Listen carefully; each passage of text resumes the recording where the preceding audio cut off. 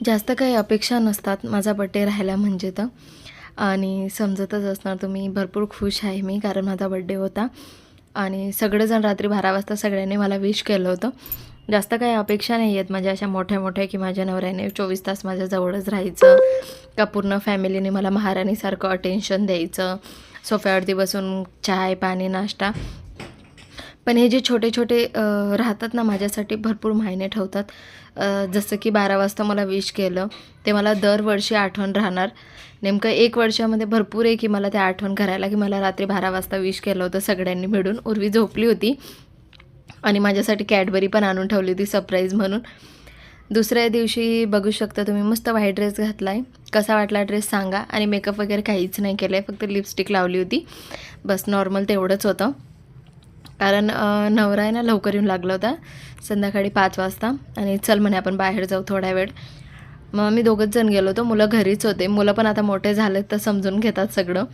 सगळ्यात अगोदर मंदिरमध्ये आलो. स्वामीनारायण मंदिरला आहे, मोठं मंदिर आहे जामनगरला. या तुम्ही कधीतरी कमेंटमध्ये सांगा. तुम्ही जामनगर असणार तर माहीतच असणार आणि नसणार तर येणार तर मला कमेंटमध्ये सांगायचं.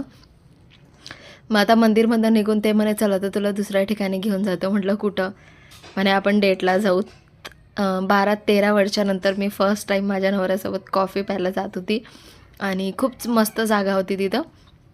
खूप छान वाटत होते. हे काही पिक्चर क्लिक केले आहेत मीने. आवडले का सांगा ते पण कमेंटमध्ये. आणि भरपूर छान वाटलं. इतक्या वर्षानंतर असं वाटत होतं की नवीन नवीन लग्न झालेलं आहे ना, आम्ही दोघंही येतो आहे म्हणून. असं कॉफी वगैरे पिली आणि मोमोज पण खाल्ले तिथं. आणि तितका टाईम मी स्पेंड सांगणार ना तर माझ्या आयुष्यातला खूप छान होता तो टाईम. खरं सांगायला गेलं तर तुम्ही पण कधीतरी जात जा. जे पण माझे व्हिडिओ बघताय ते घेऊन जात जा तुम्ही पण. तुमच्या नवऱ्याला राहो का तुम्ही स्वतः बायकोला राहो का बहीण भाऊ कोणी का असे ना घेऊन जात जा. मग नंतर घरी आल्यानंतर मग बाहेर जेवण करण्याचा प्लॅन होता. माहिती आहे बड्डे म्हणून बाहेरच राहतं आमचं. छोटीशी फॅमिली आहे, सगळेजण मिळून आम्ही बड्डे एन्जॉय करतो. तर आम्ही तर पोचून गेलो होतो, पण जे मेन फॅमिली होती त्यांची वाट बघत होतं. जसं आमचा सगळ्यात लाडका क्रिशू, आमचा सगळ्यात लाडका मुलगा, त्याची वाट बघत होतो.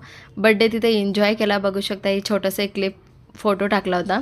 नंतर सगळ्यांनी मिळून आहे ना मस्त असं टाटस मिक्स मागवलं होतं, ज्याच्यामध्ये भाजी पण येते, मंचुरियन, नूडल्स, पुलाव वगैरे टोटली सगळं आलं होतं. आणि खूप छान वाटलं जेवण. फर्स्ट टाईम आम्ही ह्या हॉटेलमध्ये आलो होतो. जेवण वगैरे खूप छान होतं, मस्त गरम गरम होतं आणि सगळं होतं. डाळ तडका, डाळ राईस, म्हणजे टोटली सगळं होतं. मी सगळं सांगू शकते. आणि छास पण अनलिमिटेड होती.